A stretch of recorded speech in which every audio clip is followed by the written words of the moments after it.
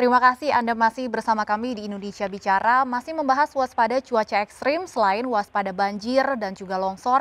Tentunya di tengah cuaca ekstrim ini juga berbagai penyakit di musim pancaroba perlu diwaspadai. Kami masih terhubung dengan Dr. Tessa Oktaramdani, spesialis penyakit dalam. Tadi Dr. Tessa sudah menyebutkan ada beberapa penyakit infeksi saluran nafas dan juga diare akut yang biasanya meningkat ya di musim pancaroba ini. Nah, Dr. Tessa, apa saja yang bisa dilakukan masyarakat sih untuk bisa mencegah terkena penyakit-penyakit ini?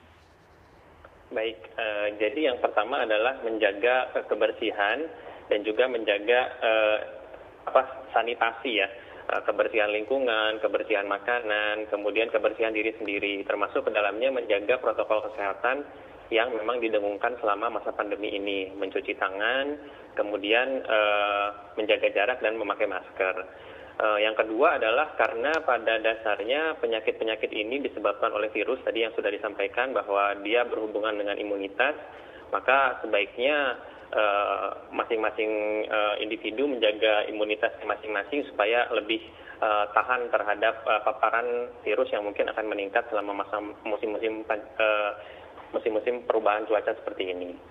Oke, apa saja sih yang bisa dilakukan masyarakat untuk meningkatkan imun tubuh terutama di musim pancaroba seperti ini?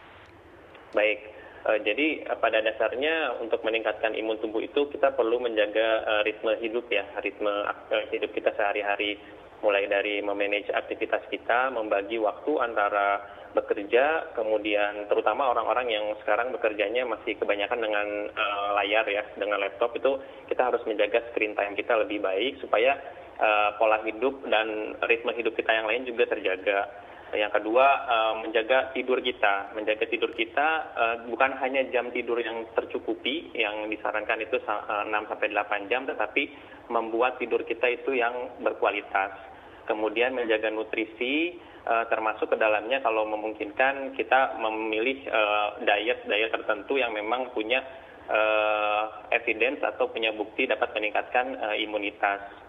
Kemudian olahraga tentunya olahraga yang memang sesuai dengan kemampuan, dan yang kedua adalah tetap menjaga protokol kesehatan sehingga olahraga itu tidak meningkatkan risiko kita tertular terhadap corona. Yang terakhir, sebelumnya ada juga suplemen-suplemen tertentu yang bisa diberikan dan juga berhubungan dan mempunyai bukti bahwa dia meningkatkan imunitas tubuh. Serta yang terakhir yang sering terlupakan, jangan sampai kita stres. Jadi kita harus memperhatikan kesehatan mental kita, karena ketika kesehatan mental kita terganggu, ada depresi, ada gangguan cemas, itu dia bisa mensupresi atau menurunkan daya tahan tubuh kita secara keseluruhan. Oke, jadi bukan hanya kesehatan fisik ya, kesehatan mental pun juga berpengaruh terhadap imun tubuh. Baik, Dokter Iya, Tessa, betul. kalau bicara mengenai cuaca ekstrim, khususnya di Jakarta ini biasanya identik dengan banjir ya. Apa saja sih yang perlu diwaspadai warga yang permukimannya biasanya bisa dikatakan langganan banjir nih? Ada tidak penyakit-penyakit yang bisa muncul pada saat banjir di rumah-rumah warga? Baik, terkait banjir, yang pertama tadi karena masalah sanitasi biasanya akan jadi masalah ikutan pada saat banjir, kemungkinan terjadinya diare itu akan lebih tinggi dibandingkan dengan tidak ada banjir. Yang kedua adalah penyakit-penyakit kulit. Biasanya penyakit-penyakit kulit ini menyertai orang-orang yang memang terkena musibah banjir. Jadi dua hal itu biasanya yang jadi concern atau yang jadi fokus ketika terjadinya banjir. Nah, sering nih warga yang rumahnya tergenang banjir memilih untuk bertahan di rumah masing-masing, misalnya di lantai 2 rumahnya, pokoknya di tempat-tempat yang tidak terkena banjir, mereka lebih memilih bertahan daripada ke tempat-tempat pengungsian ya. Sebenarnya bagaimana kalau dokter sendiri melihatnya? Karena di tempat pengungsian pun mungkin saat ini kita takut juga di tengah pandemi, takut ada kerumunan dan sebagainya. Iya, betul. Jadi memang harus dilihat kasus per kasus ya sepertinya ya. Ketika tempat tinggalnya atau tempatnya bertahan hidup itu memungkinkan untuk secara kesehatan, dan kedua secara keamanan itu memungkinkan, mungkin itu bisa jadi satu pilihan ya, dengan catatan ya kita harus ada suplai makanan, kemudian kebersihan dan sanitasinya juga tetap terjaga. Karena itu tadi sudah disampaikan oleh Mbak Stefani, ketika terjadi kerumunan ataupun misalnya dikumpulkan dalam satu pengungsian, ya kita harus mengambil satu risiko yang lain, yaitu risiko penyebaran virus corona. Jadi memang untuk saat ini pilihan-pilihan untuk bertahan di tempat yang kebanjiran itu saya kira bisa dilihat kasus per kasus. Kalau memang memungkinkan, mungkin bisa jadi salah satu pilihan. Tapi sebenarnya tidak apa-apa, artinya aman-aman saja, misalnya bertahan di lantai 2 rumah, kemudian lantai satunya masih banjir karena ada beberapa wilayah yang mungkin banjirnya ini cukup lama surutnya.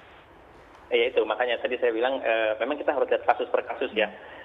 Seperti apa, terutama lingkungannya dan tempatnya bertahan itu seperti apa. Kemudian supply-nya juga, supply baik itu bahan makanan, kemudian alat-alat kebersihan, termasuk ke dalamnya tempat-tempat sanitasi dan juga kamar mandi yang memadai gitu. Kalau memang tidak ya terpaksa memang harus difungsikan dan nanti ketika di tempat pengungsian ya itu protokol kesehatannya itu harus tetap dijaga. Saya pikir yang terpenting adalah bagaimana menjaga orang-orang di pengungsian itu tetap memakai masker, kemudian menjaga jarak karena memang penularan COVID sendiri sampai saat ini yang paling utama adalah droplet ya. Jadi ketika seseorang menjaga jarak, kemungkinan dropletnya menjangkau orang lain itu lebih kecil. Dan yang terakhir adalah yang sering jadi masalah di pengungsian adalah masalah ventilasi. Jadi sudah ada beberapa penelitian bahwa ketika ventilasi itu buruk, kemungkinan untuk penularan menjadi jauh lebih tinggi corona. Jadi saya pikir kalau memang harus sampai diungsikan, ventilasi itu harus diperhatikan dengan baik. Iya, kalau bicara mengenai pengungsian saat ini memang seperti di Sukabumi kita tahu banjir bandang dan sudah mulai ada posko-posko pengungsian. Apa saran Anda kepada BPBD maupun pemerintah yang menangani korban-korban dan harus berada di pengungsian? Apa yang harus diperhatikan kemudian di posko-posko pengungsian yang didirikan pemerintah? Yang pertama adalah men-screening kemungkinan ada orang-orang yang sakit ketika baru datang ke pengungsian. Jadi ketika ada orang-orang yang sakit sebaiknya dilakukan screening dan dilakukan diagnostik sebaik mungkin, sebisa mungkin untuk mencegah apakah kemungkinan dia membawa satu penyakit yang lain atau tidak. Kemudian yang selanjutnya adalah memperhatikan ketersediaan bahan-bahan makanan, kemudian alat-alat kebersihan yang memungkinkan orang-orang di pengungsian itu hidup dengan layak. Yang selanjutnya adalah memperhatikan kebersihan dan juga tadi yang penting saat ini adalah mencegah terjadinya klaster terjadinya COVID. Kemungkinan misalnya ada klaster karena pengungsian kan sepertinya kan tidak elok ya terjadinya seperti itu. Jadi ya tadi menjaga protokol kesehatan dan ventilasi harus diperhatikan. Harus ada screening ya, artinya sebaiknya memang dipisahkan saja posko pengungsian mungkin bagi yang sehat, kemudian ada posko khusus bagi mereka yang berdasarkan hasil screening ini tidak dalam kondisi fit begitu. Iya betul, ada semacam isolasi atau pemisahan antara orang-orang yang memang sehat awalnya kemudian yang sakit seperti itu. Baik. Ya dan satu lagi tambahan mungkin untuk yang orang-orang usia rentan ya, bisa anak-anak atau geriatri atau lanjut usia harus lebih diperhatikan karena seringkali mereka tidak menampakkan gejala yang khas tapi sebetulnya membawa penyakit atau sebetulnya dalam kondisi yang sakit seperti itu. Baik, terima kasih banyak Dr. Tessa atas informasinya. Pemirsa, Dr. Tessa Oktaramdani, spesialis penyakit dalam. Terima kasih, selamat malam Dr. Tessa. Malam.